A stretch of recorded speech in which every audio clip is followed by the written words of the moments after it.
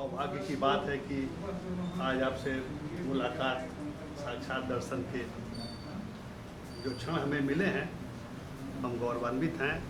और आप जब भी निकलते हैं किसी पुनीत कार्य को लेकर, किसी बड़े उद्देश्य को लेकर अपनी यात्रा या आयोजनों में निकलते हैं, तो ये जो देवप्रयाग से गंगा सागर तक की आपकी यात्रा है, इस यात्रा का मुख्य प्रयोजन हम जानना चाहेंगे ताकि जनमानस तक ये बात जा सके। एक महान कार्य के लिए आप निकले हैं। 20 साल पहले 2000 ईस्वी में 9 सितंबर को जी मैंने वैश्वीकरण के प्रभाव का अध्ययन करने के लिए जी 2 वर्ष का अवकाश लिया था। 2 वर्ष के अवकाश में 2003 में मैंने उसकी रिपोर्ट बनाई थी जी और समाधान की दिशा में अपना कर्तव्य निर्धारित किया था। अब उसके 20 वर्ष हुए 2020 में। 20 जी तो इसमें क्या बैलेंस शीट बनी, जो हमारा अंदाज था उसमें कितने हम सही निकले, कितने हम ठीक नहीं निकले, या नए फैक्टर्स कौन से हैं, इसके बारे में जानने के लिए 1 महीने का अध्ययन प्रवास रखा। अध्ययन प्रवास।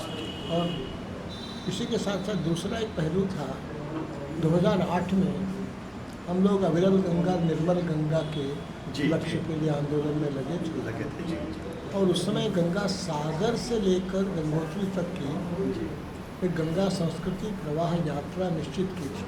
जी जी अब उसके कारण कहिए या और भी कारण थे कि नवंबर 2008 को मैया गंगा को राष्ट्रीय नदी का दर्जा मिला।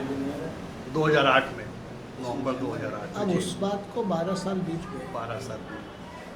तो उस बात का अमली जामा क्या पहनाया जा सका। जैसे साफ दिखता है कि गंगा जी एक्ट बनना था, गंगा अब 12 साल हो गए। यही तय हुआ था गुरुदास अग्रवाल जी, जिनके साथ वो समझौता हुआ था। गुरुदास अग्रवाल जी तो प्राणों से हाथ धो बैठे, 111 दिन के आमरण अनशन के बाद उनका जी जी प्रयाण जी हुआ। जी जी अब उसकी क्या स्थिति है, जी। ये सब जानने और वो लोगों ने बुला भी दिया। जानने जी। समझने के लिए जी एक बार निकला हूँ। तो इस बार रिटर्न विजिट कर रहा था, वैश्वीकरण के संदर्भ में और गंगा मैया के संदर्भ में। और अब 2 अक्टूबर को गंगा सागर पहुँचूँगा, फिर एक रिपोर्ट बनाऊँगा, उसमें से आगे की अपनी कार्यनीति बहुत अच्छा। फिर तय करूँगा। तो ये लगभग 2/3 यात्रा आपकी पूरी हो चुकी है जैसा लग रहा है। तो इसमें इसके अनुभव संक्षेप में हमें बताएं कि इस यात्रा में आपने जो सोच कर चले थे और क्या लग रहा है आपको है। मुझे लगा एक नया फैक्टर उभरा है, जी वो है कम्युनिकेशंस और अन्य प्रकार की टेक्नोलॉजी का देश समाज को संचालित करने तक की सीमा में हावी होना। अर्थबल और सत्ता बल पर भी जी। ज़्यादा प्रभावी हो रही है ये टेक्नोलॉजी की सत्ता, सही चाहे सही। वो कम्युनिकेशंस की हो जी जी या मॉडर्न टेक्नोलॉजी के नाम पर जेनेटिक इंजीनियरिंग हो जी या आर्टिफिशियल इंटेलिजेंस रोबोटिक्स हो जी जी। या बायोटेक्नोलॉजी हो। अच्छा, ये आपकी जो पहले यात्रा थी वो देश की सामान्य परिस्थितियाँ थी। अब ये कोरोना के बाद का भारत है या कोरोना के दौर से गुजर रहा भारत है, तो दोनों में क्या फ़र्क महसूस कर रहे हैं आप? इस महामारी ने क्या प्रभावित किया है वाकई बहुत गहराई तक? नहीं, महामारी का खौफ तो देश के अधिकांश भागों में मुझे लगा, जी लेकिन उस खौफ का सावधानी के रूप में रूपांतरण अपने उत्तर प्रदेश बिहार में कम दिखा। इस विषय में जितनी लापरवाही देखता हूँ, जी जी जी सोशल डिस्टेंसिंग, जी। मास्क या सैनिटाइज़र के बारे में, जी जी वो चिंता की बात है। और ये समाज का मानस इतना होना, ये कुछ और संकेत करता है, जो अच्छी बात है। इस महामारी के दूरगामी प्रभाव और क्या पड़ेंगे? आप तो चिंतक हैं। इसमें मोटे तौर पर जी जो मार पड़ी है, उसमें से कुछ अच्छी बातें भी आई हैं जी कि मनुष्य कितने एसेंशियल्स के साथ जी सकता है। व्यर्थ में ताम झाम किन बातों का स्टेटस कॉम्प्लेक्स और कई कारणों से जी जी ओढ़ा हुआ है। होगा हुआ है। इस विषय में भी परिवार के लोग सोचने लगे हैं।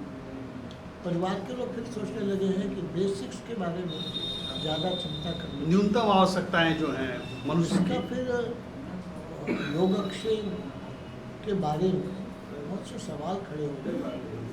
अभी ये समझ में आया कि आप्रवासी मजदूरों के संकट की जी मात्रा कितनी है। अब पहली बार लोगों को समझ में ये आया एक बात निकल कर आई साहब। कि संख्या का कोई अनुमान नहीं है। तो जो प्लानिंग कमीशन नीति आयोग को करना चाहिए था बहुत वर्षों दशकों पहले, वो नहीं हुआ है। इस बात स्पष्ट है। अच्छा, अब अंत में ये सवाल तो करेंगे कि नई पीढ़ी जो है, जो आपके विचार हैं, जो आपका जो आंदोलन है, क्या नई पीढ़ी के लोग इससे जुड़ रहे हैं ये स्वाभाविक है या नई पीढ़ी भी किसी और दिशा में जा रही है? ना। नई पीढ़ी में तीन अच्छी बातें हैं। एक तो विभाजन की खुमारी से मुक्त है, उपनिवेशवाद की खुमारी से मुक्त है और खोखले सरकार पर निर्भरता के दावे से वो मुक्त है। ये पॉजिटिव साइंस है और इसमें से वो अपने को आग्रही रखेगा तो नई राह ढूंढने की भारतीय युवा की क्षमता बहुत है। मैं उस पर भरोसा करता हूँ। देश के पर्यावरण के लिए आप वर्षों से चिंतित हैं। मैं आपके व्याख्यान सुनता रहा, आपको पढ़ता रहा, लेकिन देश की राजनीति का पर्यावरण कैसे शुद्ध होगा?